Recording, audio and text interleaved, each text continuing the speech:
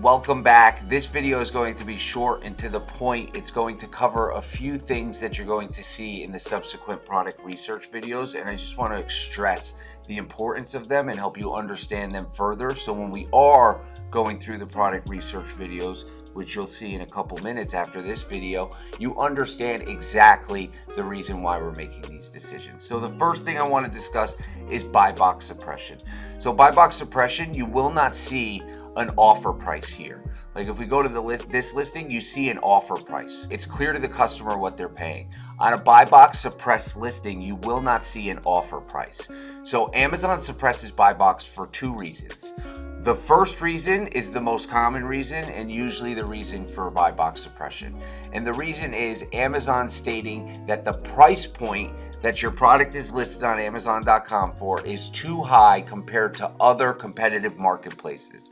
Typically the big guys like Walmart and Target, and once in a while you'll see even some smaller niche marketplaces that may be regional, like Kroger, that may also be suppressing the BuyBox because the price is more competitive on those marketplaces.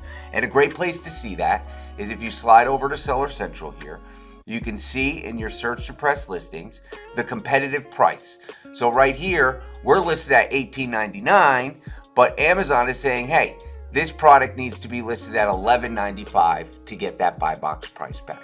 Now, what we've seen to get BuyBox pricing back is typically 110% of what this number is. So $11.95, we will type in, times 1.1, which is 110%, is $13.14. Now, although Amazon's providing this information, when you're doing product research, you most likely won't have this product in your inventory unless you've previously sold it before. So analyzing the competitive price that Amazon provides is more for once the product is in stock already and you have any issues with BuyBox suppression. The purpose of this video is to explain the BuyBox suppression, so when we review the ASIN that we add in our subsequent videos to our product research template, you understand the reason why we're adding it. So what we would do to attempt to get this BuyBox back, because it's clearly a pricing issue, Amazon Seller Central is telling us right here, we would decrease this price to $13.14 and attempt to get that BuyBox back, and then gradually increase the price.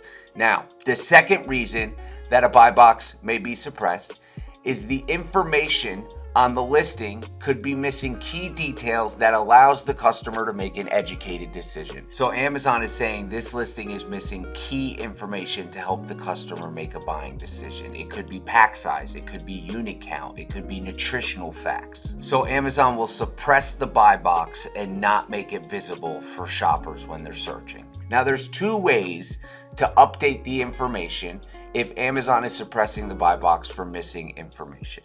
Now the first way is to go to one of these listings and you could simply pop up the Search Suppress tab in a new tab. Click on Search Suppress, and you could also search by just the Search Suppress listings in your inventory by clicking Search Suppress, right? So if we open up this new tab here, and I got it right here, you can see that not only was this listing suppressed because of pricing, but it also needs an updated product description. It's saying that it doesn't have a product description, so you'd have to add that information. So for this listing specifically, the way to unsuppress this BuyBox would be to A, match this competitive price at 110%. That's typically what we see gets the BuyBox price back. Now you may need to play with that pricing a little. The other thing would be to update the information on the product description page. You could also access the edit information on the product description page by clicking edit on the right-hand side of Seller Central. And when you pop up this listing on the edit tab in Seller Central, you'll see that there are red little flags here letting you know what information needs to be added. And here for the product details, it says it's missing product description, which we saw on the previous page. It said the same thing, product description. So when you're looking at one of these listings and you realize the BuyBox is suppressed, I don't want you to completely overlook the listing. You want to make sure that you're analyzing the Keepa Chart, because a lot of times the BuyBox suppressed listings still sell inventory. Not always, but a lot of times. And in this product example, you're going to see that later on we add it to an order. We add, I believe, 24 or 48 units of this product to purchase and sell on Amazon. And the reason why we made that decision is because when you go down to the Keepa Chart and you look at the variations, it's telling us it's selling 50 plus units a month. So even though the listing is BuyBox suppressed, we would still purchase this ASIN. We would just get a smaller order quantity to test it out to ensure that this 50 units it's saying it we will actually sell. Now the next thing I want to explain that you're going to see in the following videos is when we're setting up our UPC scraper, I tell you to set a minimum sales price of $6 or greater. And when you're watching it, you're probably going to question, Eric, $6, how am I ever supposed to make a profit on $6?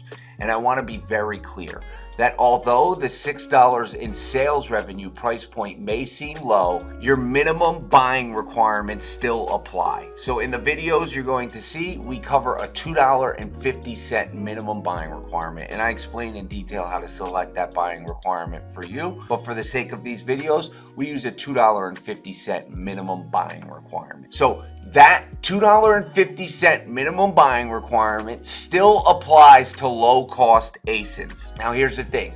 The ROI is going to be greatly increased when you find a product that's around that $250 in profit for a low selling listing price. And I'm going to give you an example here. So this is a product I've sold in the past. We've gotten it for as low as 50 cents a unit. So when I plug 50 cents in here, I'm left with $2.30. Now, does this meet our $2.50 minimum? It absolutely does not. But does it have a 459% ROI? It absolutely does. So I encourage you, when analyzing these lower price listings, for this listing, for example, let's say you did the research and you wanted to get a case of 72 of these. So essentially 72 times 50 cents, you'd only be spending $36. But your expected profit, if they were all to sell and make $230 times 72, is $165. So you spend $36 to make $165.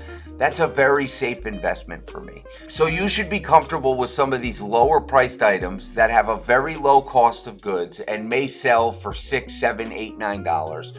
You should be comfortable purchasing them as long as they're very close to your buying minimums. I don't want you to miss out on opportunities where you could buy a low cost product listed on Amazon for sale, where you buy it for 50 cents, 75 cents, $1, and you're able to make a 400% ROI on that product. So I wanted to point out these two things because you're going to be seeing them in the product research videos, and I wanted to explain them in detail before we got there. So when you see me adding products like this to orders, you understand the reason why. And now, without further ado, we're going to dive deep into product research. See you in the next videos. Enjoy.